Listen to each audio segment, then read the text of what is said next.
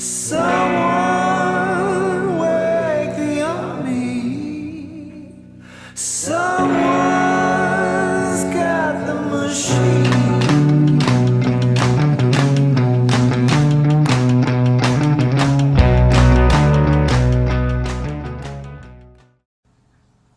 Antes de comenzar con el sermón, quiero aclararles mi visión política, para que entiendan lo difícil que ha sido para mí preparar este sermón. Para los que me conocen más en profundidad, saben que yo fui anarquista, hasta los 25 años más o menos. No creía ni izquierda ni derecha. La izquierda para mí te negaba la libertad. De hecho, el primer punto de que no te permita creer en Dios ya te niega la libertad. Así era mi lógica. ¿Cómo voy a creer en algo que no me permite creer? La izquierda para mí era la negación de la libertad.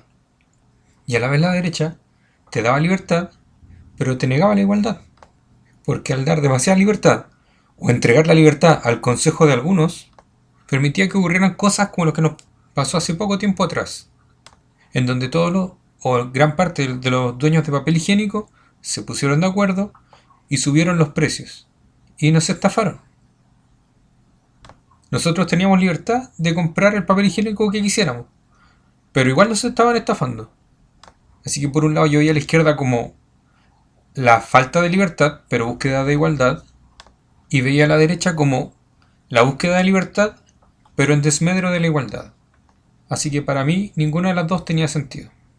Por otra parte, el anarquismo me hacía mucho sentido el pensar que ¿por qué un hombre puede establecerse sobre mí, encima imponerme leyes? O sea, ¿en qué momento yo decido que otra persona es superior a mí y que más encima él puede imponerme cosas que él considera buenas sin consultarme? No tiene sentido, ¿no es cierto? Ojo, no quiero hacer propaganda política, no quiero llevarlos al anarquismo. Pero esa era mi visión. Entonces, si en mi visión todos los hombres somos iguales, ¿por qué yo tenía que tolerar que otros estuvieran sobre mí y me impusieran leyes sin preguntarme? Esa era mi visión política, explicado en forma sencilla. Cuando conocí al Señor, fue tratando eso poco a poco. Hasta que hoy día, con este sermón, ya nada que hacer. ¿Qué le iba a decir al Señor? Dice el texto: sométanse por causa al Señor a toda autoridad humana, ya sea al rey como suprema autoridad, o a los gobernadores que él envía para castigar a los que hacen el mal y reconocer a los que hacen el bien. Porque esta es la voluntad de Dios, que practicando el bien hagan callar la ignorancia de los insensatos. Eso es actuar como personas libres, que no se valen de su libertad para disimular la maldad, sino que viven como siervos de Dios. Den a todos el debido respeto, amen a los hermanos, teman a Dios, respeten al rey. De partida el texto, para nosotros, ya nos confronta en gran manera, porque ninguno de nosotros quiere someterse a autoridad humana, ni quiere respetar al rey. Pero este texto toma mucha más fuerza cuando entendemos en qué momento Pedro lo escribe. Así que, yendo a la historia, Pedro escribe esta carta entre el año 62 y 65, dicen los estudiosos. Nerón había ascendido al poder el año 54, y dentro de las cosas que se le adjudican a Nerón, que envenenó a su hermano para matarlo, que mandó a asesinar a su madre. Una vez le falló, la segunda vez le resultó. Decapitó a su primera esposa.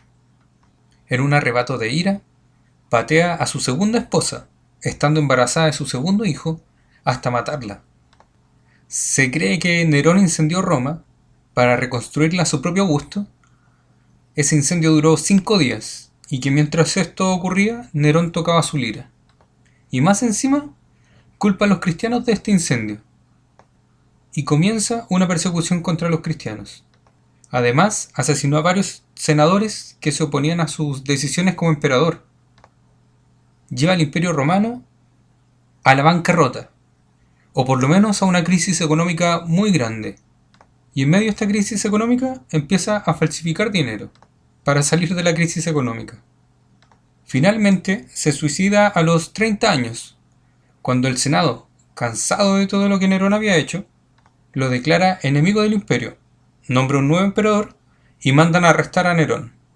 Se suicida a los 30 años, cuando arrancando ve que los soldados romanos se acercan mucho Y aquí hay dos versiones, una que se deja caer sobre su espada, o la otra que le dice a su esclavo que iba con él que lo apuñale para que los soldados romanos no tengan el placer de matarlo. Posteriormente a su muerte, tan mal visto era Nerón que el Senado romano aprueba una ley que se llama Damnatio Memorae, que lo que buscaba esa ley era sacar a Nerón de la historia. Borraron todas las pinturas de Nerón y derribaron todas sus estatuas. Hoy día sabemos de Nerón porque historiadores anexos al imperio escribieron sobre Nerón y todo esto. ¿Qué les parece Nerón? ¿Cómo estaríamos nosotros bajo un gobierno así? Bajo este gobierno es que Pedro escribe esta carta. Entonces, comprendiendo esto, el texto que acabamos de leer toma un peso mucho mayor.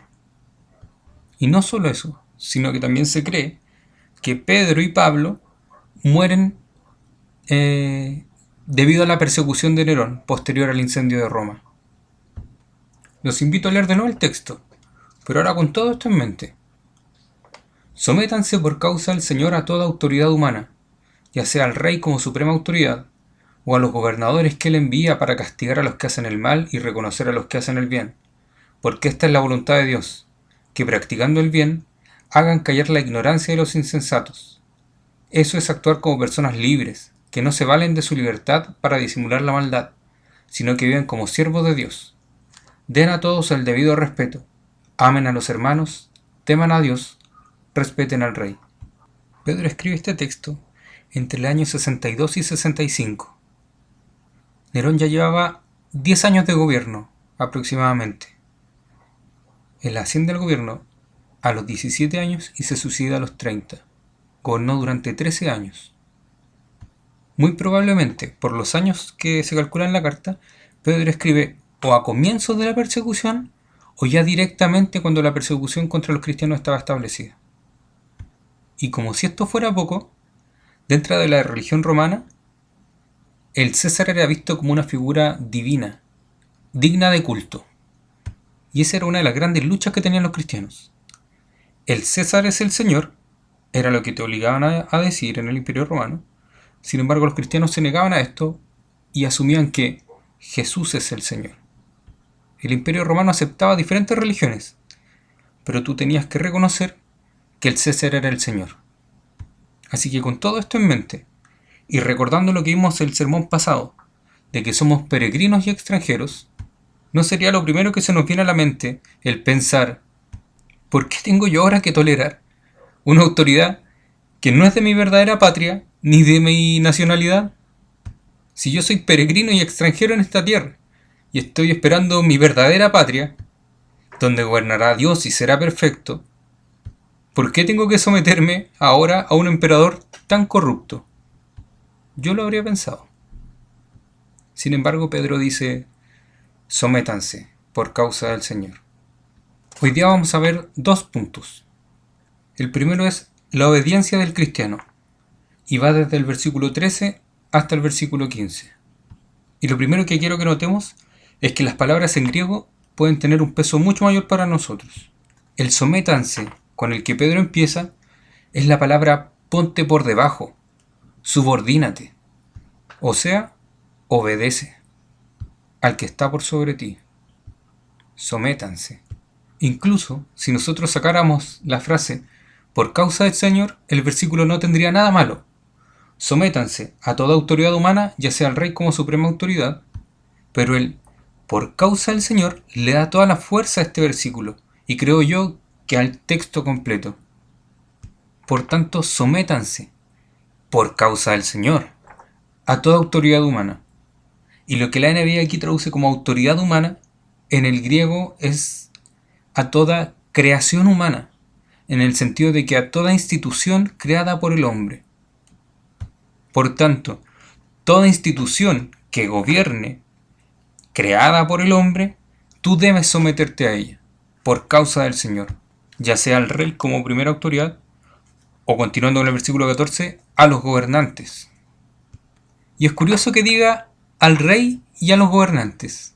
Pedro con esto nos da a entender que no es sométanse a un sistema de gobierno o a otro, sino que sométanse a cualquier sistema de gobierno que esté por sobre ustedes, ya sea un rey, ya sea un gobernante u otra autoridad humana, por ejemplo, al presidente, al parlamento, al Congreso. Sin embargo, sométanse no significa una obediencia ciega. En el proyecto de Dios no hay espacio para un absolutismo despótico ni para el absolutismo de los gobernantes. Reyes y gobernantes solamente tienen poder porque es Dios quien les ha otorgado ese poder. Entonces, nuestro sometimiento por causa del Señor a las autoridades significa que nosotros, al someternos a las autoridades, no es por el título de autoridad, ni por el cargo que utilizan, ni porque sean mejores a nosotros. Lo hacemos porque nos sometemos a Dios primeramente y Dios nos ha ordenado someternos a las autoridades. Solo Dios les da el poder a ellos de que gobiernen. No nace de ellos mismos. Pedro da a entender con esta frase que Dios es soberano en toda área de nuestra vida, incluso en el gobierno que está sobre nosotros. Muchas veces tendemos a pensar que la separación de Estado e Iglesia es total y que Dios no tiene injerencia en el gobierno, pero no es así. Incluso los gobernantes que hoy están allá arriba están porque Dios lo ha permitido. Entonces nosotros, por causa del Señor, debemos someternos a ellos. Pregunta para ustedes. Con todo lo que les conté de Nerón, ¿tendrían ganas de someterse a un emperador así? No, ¿no es cierto? Pero no es por causa de él, es por causa del Señor que los cristianos se someten. Eso es lo que Pedro está diciendo acá. Y tengamos en cuenta que Pedro al principio de su carta escribe a varias iglesias que están en diferentes lugares. Entonces le está diciendo a todos los cristianos, sométanse por causa del Señor. ¿En un imperio que es injusto? Sí, es injusto. ¿Nuestro emperador no es bacán? No, no es bacán. Pero hay que someterse porque Dios está sobre él y él así lo mandó. Pedro ve la institución del gobierno como una institución supervisada y designada por Dios mismo. Y estar subordinado implica incluso que nuestros deseos y nuestros impulsos estén sometidos al gobierno. ¿Podemos tener un pensamiento crítico? Sí, podemos. Debemos tener un pensamiento crítico. Subordinación no significa obediencia ciega. Pero ojo, no obedezcamos solo de fuera, porque si obedecemos solo en forma exterior, anulamos esto de que es por causa del Señor. Si vas a obedecer a las autoridades, hazlo por amor a Dios. Cada vez que te rehusas a estar sometido a tus autoridades, tratas a Dios de poco sabio y que tu propio criterio es superior al consejo de Dios. ¿Cuántos de aquí nos hemos quejado? Yo sé que hay palabras mucho más fuertes para esto, pero ¿cuántos, vamos a decirlo así, cuántos de nosotros aquí nos hemos quejado del gobierno? Insisto, ¿podemos ser críticos? Sí, debemos ser críticos, pero cuidado con cómo lo hagamos, porque podemos estar tratando a Dios de poco sabio, creyéndonos nosotros superiores a Él. Vamos al versículo 14. Dice, o a los gobernadores que le envía para castigar a los que hacen el mal y reconocer a los que hacen el bien. Y aquí encontré genial lo que Pedro dice, porque ya, sométanse al rey y a los gobernadores, pero los gobernadores o las autoridades tienen una función. Él los envía para castigar a los que hacen el mal y reconocer a los que hacen el bien. ¿A qué les suena eso? A hacer justicia. La autoridad, instituida por Dios, tiene dos propósitos: contener el mal en el estado o en el territorio donde se ejecute esa autoridad y promover el bien. Esto involucra incluso buscar el bienestar del pueblo y mantener el orden en la sociedad. Esa es la labor de los gobernantes. Por tanto, hoy día si los gobernantes sacan los carabineros a la calle, ¿están cumpliendo su función? Sí. Nos guste o no, sí la están cumpliendo. Porque está dentro de las funciones que Pedro aquí les ha asignado. El buscar el bienestar de la sociedad. ¿Hay abusos? Sí, hay abusos. Nos gustaría que estuviera sido perfecto. Nos encantaría que estuviera sido perfecto. Nos encantaría no tener que ver en Facebook a cada rato los videos de los abusos, los recuentos de los muertos. Pero esta es una tarea que Dios le dio a los gobernantes. Por tanto, y aquí quiero que lo pensemos de nuevo, es deber de los gobernantes hacer justicia, no de la iglesia. Muchas veces nos hemos cerrado y creemos que La justicia está en nuestras manos. Y hasta lo puedo comprender porque nosotros como cristianos tenemos el parámetro perfecto de justicia, a diferencia de los que nos gobiernan, que no son cristianos. Pero aún así, no es deber nuestro el hacer justicia. Les vuelvo a repetir, ¿podemos ser críticos? Sí, debemos ser críticos en todo. Pero no es nuestro deber, por ejemplo, el ir y tirar una bomba para llamar a un carabinero. El versículo 15 dice, porque esta es la voluntad de Dios, que practicando el bien, hagan callar la ignorancia de los insensatos. Este porque no es de causalidad, sino que es un porque a modo de introducción. Entonces, para que ustedes sepan, esta es la voluntad de Dios, que practicando el bien, hagan callar la ignorancia de los insensatos. La obediencia civil es una expresa manifestación de la voluntad de Dios. El practicar el bien es un argumento irrefutable que tapa la boca de aquellos que se levantan contra la iglesia. Y recuerden que esta carta está siendo escrita o a comienzos o ya durante la persecución de los cristianos. Por tanto, yendo nuevamente al contexto, recordemos que habían celotes entre los cristianos, y aquí voy a hacer un paralelo no tan estricto, pero para que lo entiendan, eran como anarquistas. Ellos querían la independencia del pueblo del Imperio Romano. Entonces imagínate que le leyeras esto a un celote. Haz el bien. O sea, una cosa es que Pedro te dijera, obedece, sométete, y uno podría decir, vale, me voy a quedar callado, voy a hacer caso, no voy a decir nada, pero voy a mantener la indiferencia. No voy a hacer lo malo, pero tampoco me voy a esforzar por hacer lo bueno. Seamos sinceros, muchos de nosotros hoy día sí lo hacemos. Mantenemos la indiferencia ante el gobierno, mantenemos la indiferencia ante las leyes. Sabemos que están, pero nos da lo mismo obedecerlas o no. Aquí Pedro nos insta a ir un paso más allá. No solo sométete, no solo obedece, es además, haz el bien. Y la palabra, o lo que aquí la NBI traduce como hagan callar, en griego es poner un bozal. Practicando el bien, pongan un bozal a la ignorancia de los insensatos. Bueno, si le ponemos un bozal a una persona, obviamente no va a poder hablar, pero además en los animales cumple la función de que mantengan el hocico cerrado para que no puedan atacar, como se hace hoy en día, por ejemplo, con los perros que se consideran de razas peligrosas. Se les pone un bozal para que no puedan morder a las personas. Entonces lo que Pedro aquí está diciendo es que nuestro hacer el bien no solo va a impedir que ellos hablen mal de nosotros, sino que cuando lo quieran hacer, también los va a frenar. Y Pedro en esta frase que para mí es súper fuerte, habla de la ignorancia de los insensatos. Él está hablando de la ignorancia, esto es el desconocimiento de Dios. Se está refiriendo a personas que no son cristianas y que levantaban falsos testimonios sobre los cristianos.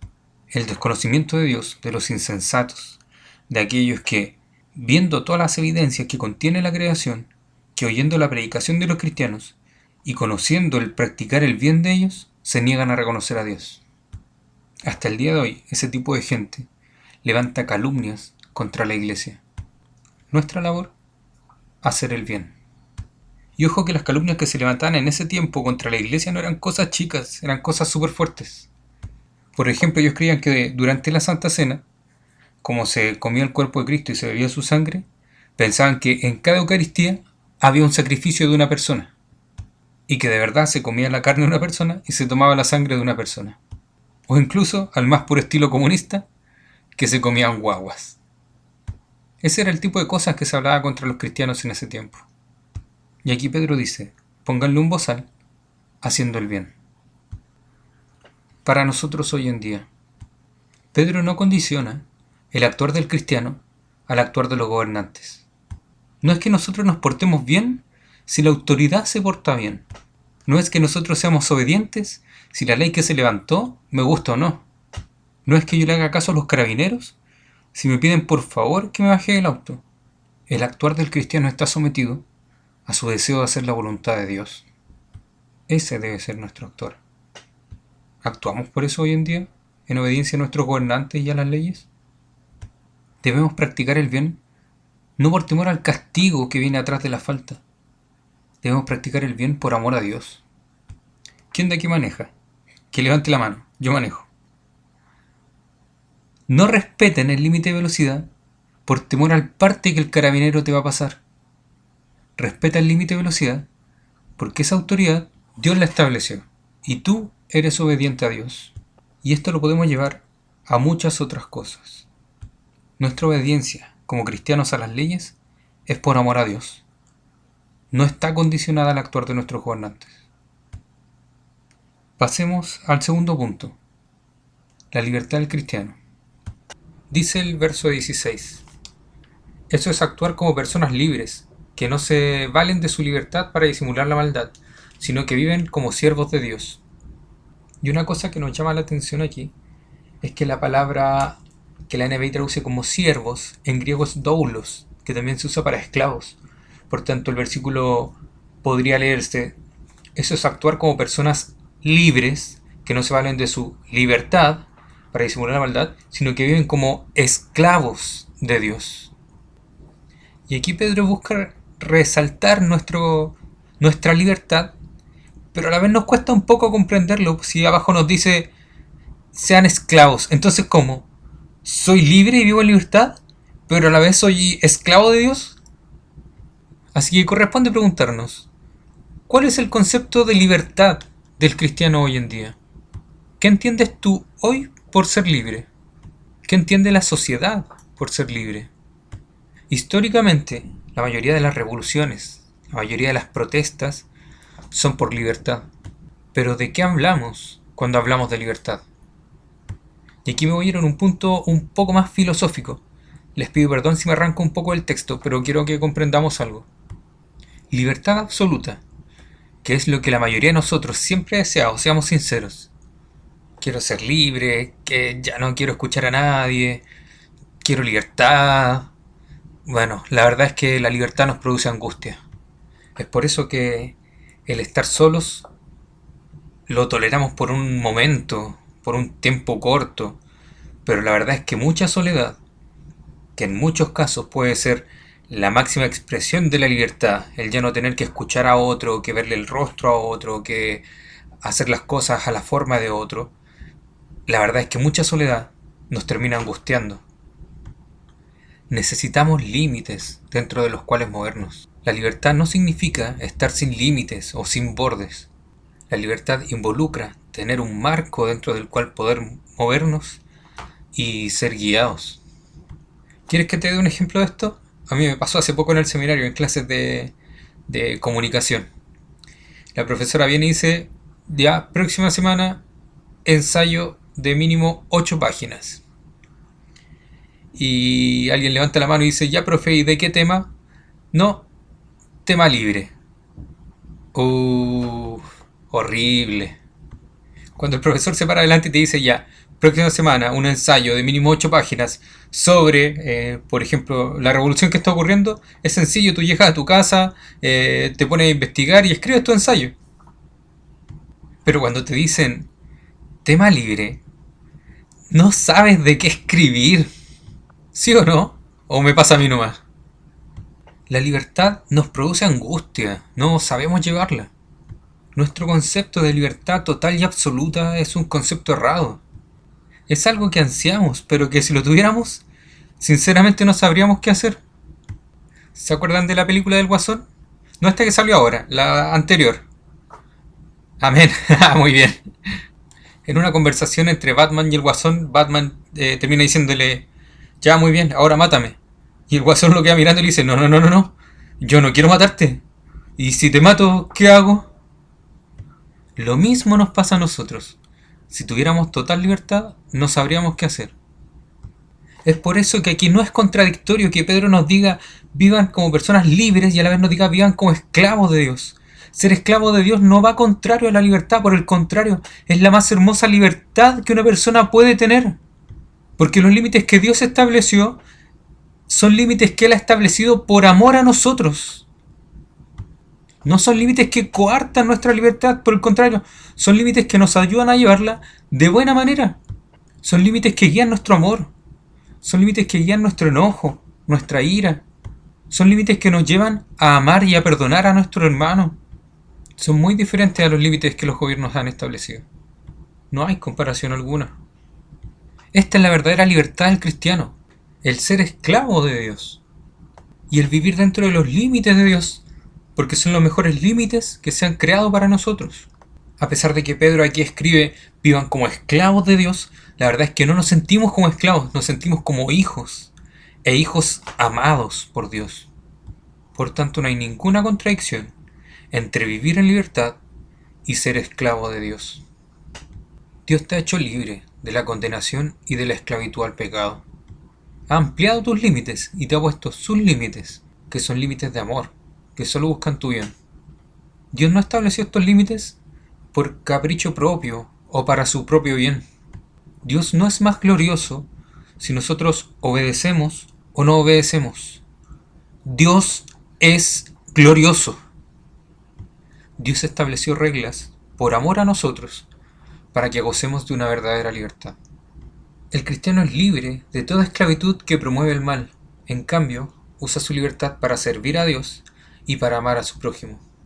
Esa es la libertad del cristiano. Y es una libertad que el que no es converso no la tiene.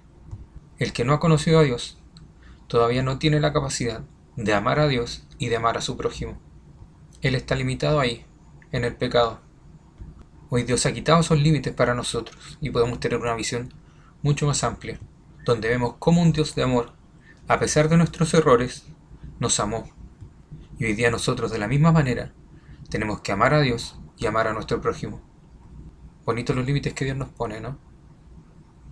Hay una frase muy buena de William Wilberforce que dice: el cristiano es libre porque es esclavo de Dios. Nuestra libertad reside en que servimos a Dios. Cuanto más servimos a Dios y al prójimo, más libres somos. Algo totalmente contrario al pensamiento que podríamos tener. Por lo general nuestra libertad es deshacernos del que está al lado, ya no tener que escucharlo, ya no tener que aguantarlo, no tener que tolerarlo. Pero es todo lo contrario. Mientras más servimos a Dios y al prójimo, más libres somos. Pero aquí Pedro también hace una advertencia y dice: eso es actuar como personas libres que no se valen de su libertad para disimular la maldad. Y es una frase potentísima que de primera nos cuesta comprender. Y a lo que Pedro se refiere es a todas esas pasiones internas que muchas veces nos mueven en sentidos erróneos. Son pasiones que nos vuelven a esclavizar. La verdadera libertad supone otra actitud. Ya no la de obedecer primeramente a nuestras pasiones internas, sino que obedecer primeramente a Dios.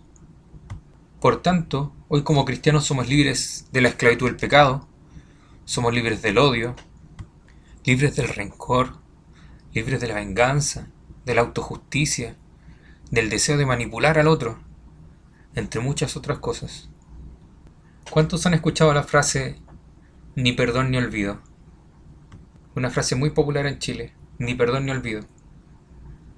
Eso es simplemente autoesclavizarse.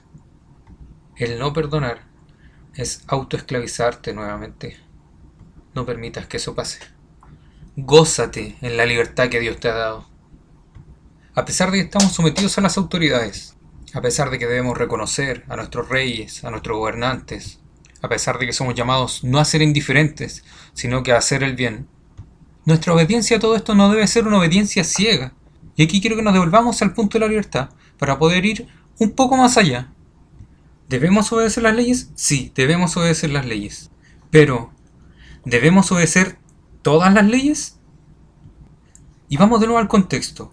En el tiempo en que Pedro escribe, las leyes del Imperio Romano eran leyes absolutas. El que faltaba a la ley era castigado. Si tú ibas en tu carreta a toda velocidad porque tu esposa iba a tener el bebé e ibas a más de 50 kilómetros por hora agitando un pañuelito blanco y te pillaba un carabinero romano, era parte seguro.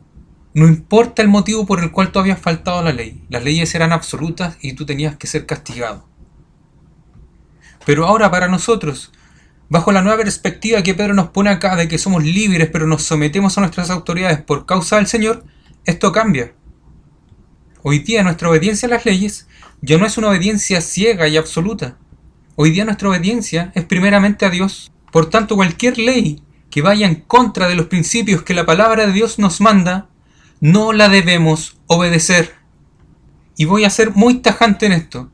No la debemos obedecer. No obedezcas leyes que vayan contra la palabra de Dios. Esa es la libertad que Dios también nos da. Mayor debe ser nuestro temor a Dios que al castigo de las autoridades. Juan Calvino escribe: el ciudadano ordinario debe obedecer a sus gobernantes, sean buenos o malos, ya que Dios les ha colocado en sus puestos de autoridad.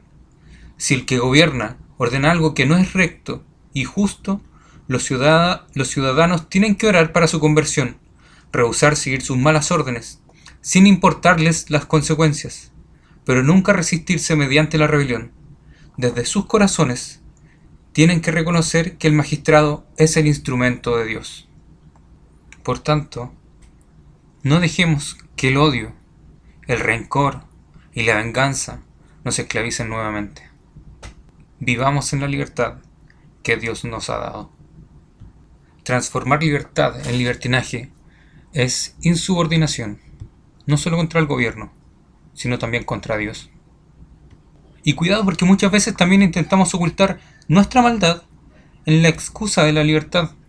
El ejemplo más claro que se me ocurre para esto es el hecho del aborto libre. Quienes están a favor de esto se excusan con que es mi cuerpo, mi decisión, soy libre de hacerlo. Cuidado, ¿dónde están los límites de la libertad? Nosotros lo tenemos claro porque la palabra de Dios nos guía en esto. Pero por ejemplo, si quisieran obligar a un doctor cristiano a realizar un aborto, él debería oponerse, porque su obediencia debe ser primeramente a Dios, antes que a sus gobernantes. Los cristianos vivimos bajo el orden político establecido, como personas libres, y no como esclavos, porque somos esclavos de Dios, y no del César. César no es el Señor, Cristo es el Señor. Y el versículo 17 dice: den a todos el debido respeto, amen a los hermanos, teman a Dios, respeten al Rey. O sea, en esta libertad en la que nos gozamos hoy, en ser esclavos de Cristo, respetemos. Respeto a todos. Y esta era una frase que en el contexto del Imperio Romano era totalmente revolucionaria. En el Imperio Romano, 1 de cada 3 personas era ciudadano. Tenía 60 millones de esclavos. Y los esclavos ni siquiera eran considerados personas, eran considerados cosas. No tenían derechos, no tenían libertades, no tenían días de descanso. El esclavo era una cosa que estaba ahí para servir.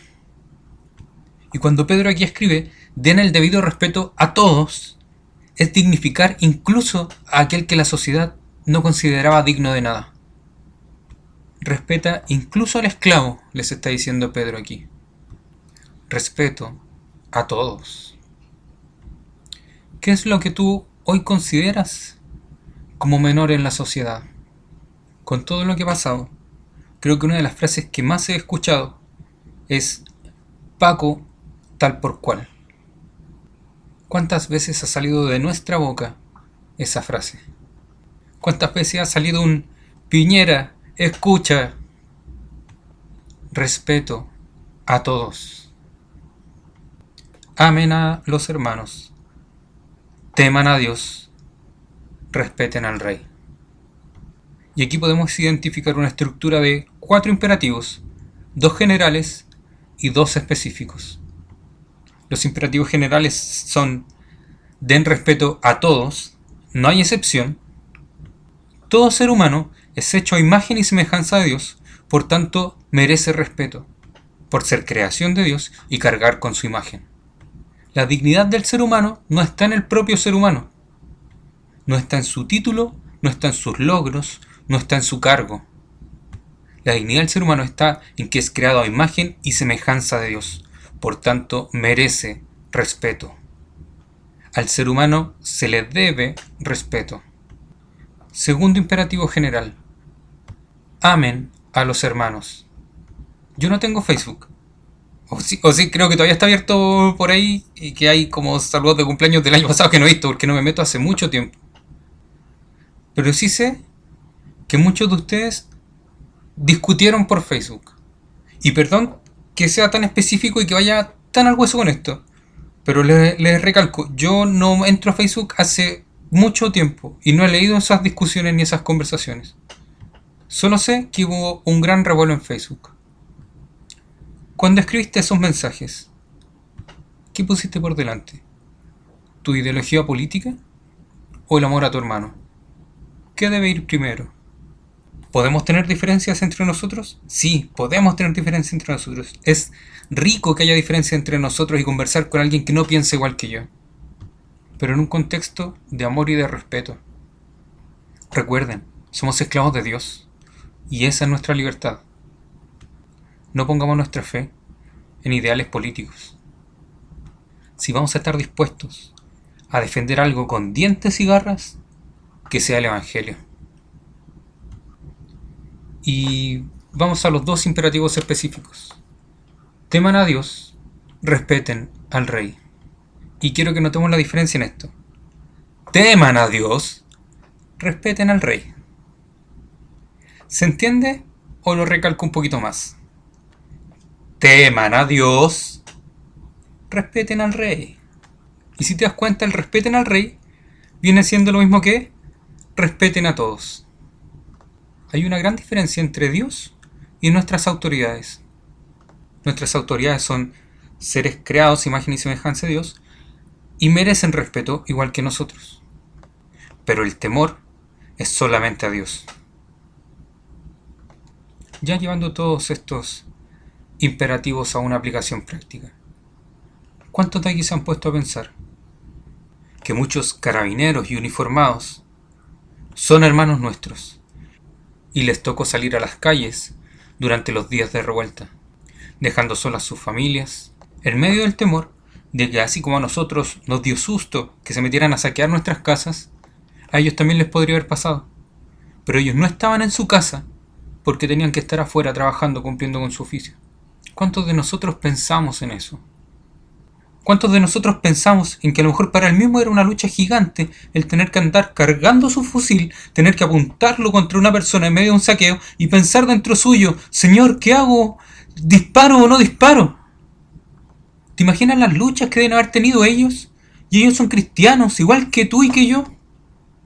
Pero deben cumplir con su labor y a la vez deben obedecer a Dios. Y dentro de ellos se genera un conflicto gigante. ¿Nos pusimos a pensar en ellos? ¿Dedicamos siquiera un minuto a pensar en ellos? Pero ¿cuánto tiempo dedicamos a faltarles el respeto y a no amarlos? ¿Oraste alguna vez por nuestros hermanos uniformados que estaban en la calle? ¿Oramos o no oramos? Difícil, ¿no es cierto? No nos acordamos de esas cosas, porque lamentablemente nuestras pasiones nos vuelven a esclavizar. Tengamos cuidado de eso. De verdad vivamos como hijos de Dios, esclavos de Dios. Somos libres de todas estas pasiones que nos contaminan. No es malo amar, no es malo odiar. Amor y odio no son cosas opuestas. Pero todo esto debe llevarse dentro de los límites que Dios ha establecido. Eso es verdadera libertad. Ya para ir concluyendo, al comienzo les dije que yo hasta aproximadamente los 25 años era anarquista, que no quería someterme a ninguna autoridad o institución creada por el hombre. Sin embargo, la palabra de Dios me ha confrontado totalmente, al punto que hoy ya no puedo decir que soy anarquista. Pero de hecho hoy día tengo un pensamiento mucho más radical. Hoy día mi creencia es esta: cualquier institución creada por el hombre es una institución manchada por el pecado y nunca logrará la libertad y la igualdad que promete. Nunca. Estamos en un mundo caído y nuestros gobernantes siempre se van a equivocar, porque son pecadores al igual que nosotros. Sin embargo, hoy debo reconocer que el principio de la subordinación a la autoridad está enraizado en Dios mismo. Nos sometemos por causa del Señor. La existencia de una estructura de autoridad viene de Dios mismo. La interrelación entre el Padre, el Hijo y el Espíritu Santo es una de igualdad, y sin embargo cada persona de la Trinidad tiene una función especial. Hay sumisión dentro de la Trinidad. El Hijo se somete al Padre y el Espíritu Santo se somete al Padre y al Hijo. En la creación, las estructuras básicas de gobierno fueron establecidas. Primero el hombre debía someterse a los mandatos de Dios y posteriormente administrar sobre la creación. Dios instituyó la familia, instituyó la iglesia, instituyó el gobierno. Dios no es un Dios de confusión, es un Dios de orden. El principio de autoridad y el deber de sumisión son enseñados claramente en las Escrituras. Además, la sumisión es toda inclusiva. Pedro llama a los creyentes a respeten a todos, amen a los hermanos, teman a Dios, respeten al Rey. A los cristianos no se les da la opción de seré sumiso en el hogar, pero no en la iglesia, o seré sumiso en el trabajo, pero no en el gobierno. No, la sumisión del cristiano involucra todo. La sumisión es parte del estilo de vida cristiano en cada institución de la vida. Nosotros nos sometemos a Dios en cada área de nuestra vida y reconocemos que Él ha puesto líderes para cada área. Y a ellos los obedecemos por amor a Dios. El cristiano no vive para sí mismo, no vive para el gobierno, vive para el Señor. La sumisión al señorío de Jesucristo libera al creyente del temor a la tiranía del gobierno. Aun cuando la sumisión al gobierno es requerida, la fe del creyente trasciende la posición del gobierno. Cuando las autoridades reinantes actúan de forma errónea, esto no les da a los creyentes una justificación para hacer el mal. Debemos seguir sometidos, porque así la Biblia lo enseña. Por tanto, no es el mérito propio del gobierno lo que condiciona nuestra obediencia, sino que, nuevamente, es el mandato claro en las Escrituras de que debemos someternos a nuestras autoridades, pero siendo libres, esclavos en Dios, independiente de lo que las autoridades hagan. La Iglesia no fue diseñada para ser un gobierno nacional o una fuerza militar. Por el contrario, la Iglesia es la fuerza para hacer el bien, aun en tiempos de maldad. Eso significa someterse a Dios, aun cuando todo está en contra nuestra, aun cuando estemos siendo perseguidos, debemos seguir haciendo el bien. A eso somos mandados. La sumisión no es una opción, es un mandamiento.